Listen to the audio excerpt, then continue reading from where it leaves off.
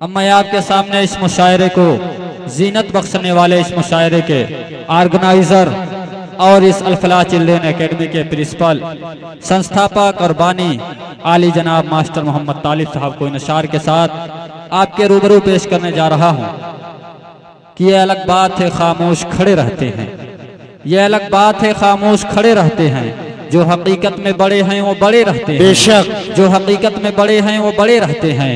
ऐसे दरवेशों से मिलता है हमारा शजरा, ऐसे दरवेशों से मिलता है हमारा शजरा, जिनके कदमों में कई ताज पड़े रहते हैं।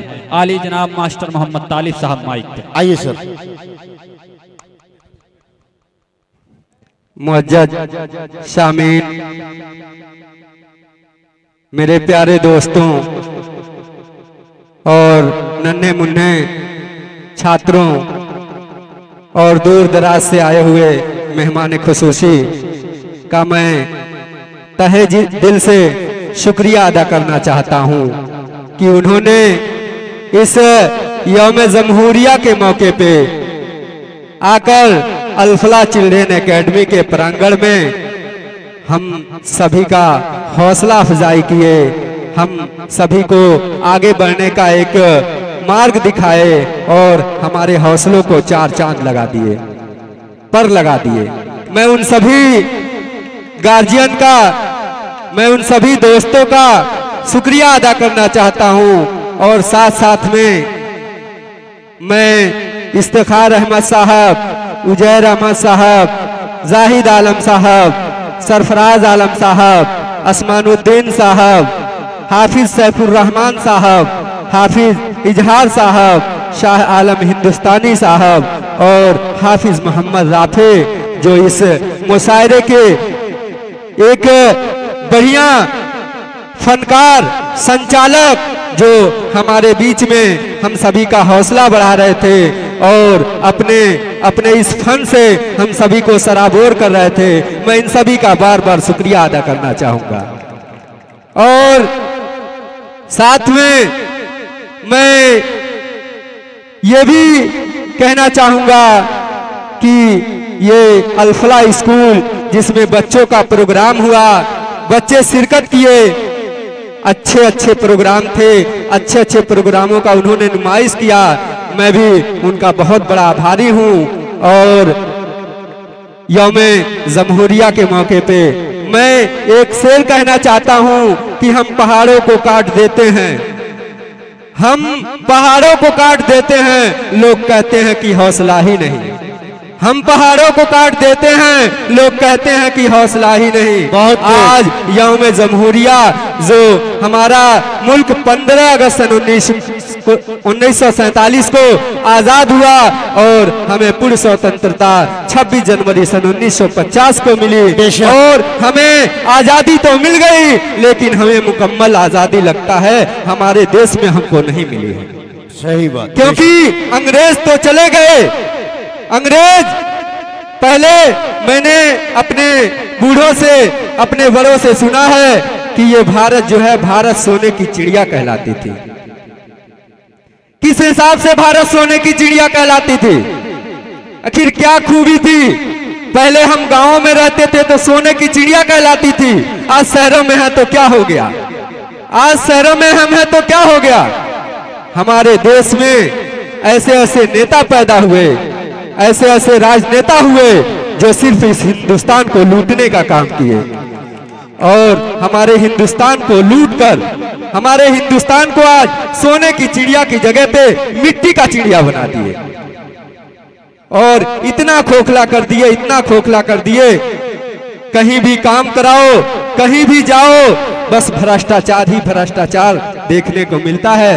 मेरे प्यारे साथियों, मेरे अजीज साथियों, मेरे हमदम, मैं आप लोग से ये गुजारिश करना चाहता हूँ, ये अर्ज करना चाहता हूँ, अपना हक मांगिए और अपना हक आप तभी मांग सकते हैं जब आप एक शिक्षित इंसान बनेंगे। आप अपना हक तभी मांग सकते हैं जब आप एक शिक्षित इंसान बनेंगे और पढ़ेंगे लिखेंगे, तभी आपको अपना हक मिलने वाला है। बेशक मैं तो देखता हूँ कि हमारे कौम के बच्चे घर से निकल जाते हैं कमाने के लिए, माँ बाप गार्जियन अपने बच्चों पे ध्यान नहीं देते हैं, पढ़ाने के जगह पे उनको काम करने के लिए दिल्ली, मुंबई या और भी जगहों पे भेज देते हैं और वो शिक्षा से, वो तालीम से महरूम हो जाते हैं। मेरे दोस्तों, शिक्षा एक ऐसा हथियार है जिससे अच्छे से अच्छे काम को हम आसानी से कर सकते हैं।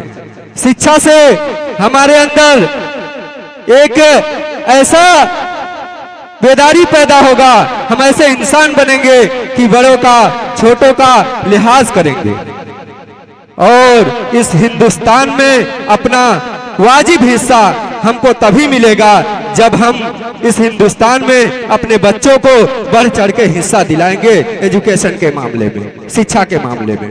तो मैं सभी गार्जियन महोदय से, सभी बच्चों से यही रिक्वेस्ट करना चाहता हूं कि आप सभी अपने अपने बच्चों को पढ़ाइए और आपसे मैं विनम्र निवेदन करता हूं, गुजारिश करता हूं, आप हमारे प्रतिष्ठान अल-फलाह चिल्ड्रन एकेडमी में अपने बच्चों का एडमिशन कराइए। इंशाअल्लाह उनके उज्जवल भविष्य के लिए हम लोग मेहनत करेंगे।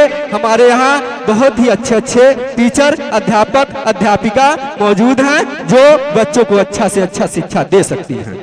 जय हिंद, जय भारत। ये थे आली जनाब मास्टर मोहम्मद तालिब साहब, प्रिंसिपल, संस्थापक और बानी अल-फलाह चिल्ड्रन एकेडमी, जिन्होंने अपने तकरीर के जरिए से, अपने बयान और भाषण के जरिए से ये बताया कि चाहे जितना भी हो दुश्वार कहा जाता है, चाहे जितना भी दुश्वार कहा जाता है, सच वही है जो सरेदार कहा जाता है, सच वही है जो सरेदार कहा जाता है।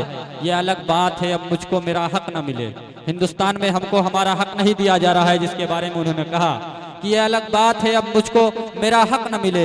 वैसे तो हमको भी हकदार कहा जाता है, वैसे तो हमको भी हकदार कहा जाता है। सामईन मोहतरम, आज के इस मुबारक मुशायरे का यहीं पर अख्तिताम किया जाता है और मैं शुक्रिया अदा करना चाहता हूँ जेके मुशायरा मीडिया का, जिन्होंने इस मुशायरे को बहुत खूबी कवरेज किया और इस मुशायरे के वीडियो को किया। मैं उनका तहे दिल से शुक्रगुजार हूँ, उनका खैर मकदम करता हूँ, उनका स्वागत करता हूँ। अपने विद्यालय परिवार के जानिब से उनका शुक्रिया अदा करना चाहता हूँ, उनका बेहद ममनून और मशकूर हूँ कि उनके मुशायरा मीडिया की ये खुसूसियत है कि जब उनका मुशायरा मीडिया हम यूट्यूब पर खोलते हैं तो उर्दू अदब की एक आवाज़ उसमें से निकलती है और उर्दू अदब का लोगो उनके मुशायरा मीडिया के ऊपर देखने को मिलता है कि जितने भी मीडिया हैं उनमें आपको उर्दू का कहीं भी कोई हर्फ दिखाई नहीं देता है, लेकिन जब मुशायरा मीडिया खोला जाता है तो जीम काफ के साथ उर्दू का अदब को फरोग देने के लिए इनका मुशायरा मीडिया काम करता है। हम शोराए कराम ने बड़हरागंज की सरजमीन पर उनको अदीबों की आवाज़ से सम्मानित किया था। यकीनन वो अदीबों की आवाज़ और शोराए कराम की आवाज़ को दूर दूर तक और पूरे आलमी सतह पर पहुँचाने वाली शख्सियत है। मैं उनका खैर मकदम करता हूँ, इस्तकबाल करता हूँ। साथ ही मुशायरे में शरीक होने वाले तमाम सामईन कराम का और खुसूसियत के साथ आली जनाब मास्टर मोहम्मद तालिब, उज़ैर अहमद साहब कैफी और इफ्तिखार अहमद शहीदी साहब और उनके तमाम शुरकाए से आलम हिंदुस्तानी साहब का खैर मकदम और इस्तकबाल करता हूँ और यहीं पर इस मुशायरे का इख्तिताम किया जाता है। फ़क़त वस्सलाम, खुदा हाफिज़, हिंदुस्तान जिंदाबाद।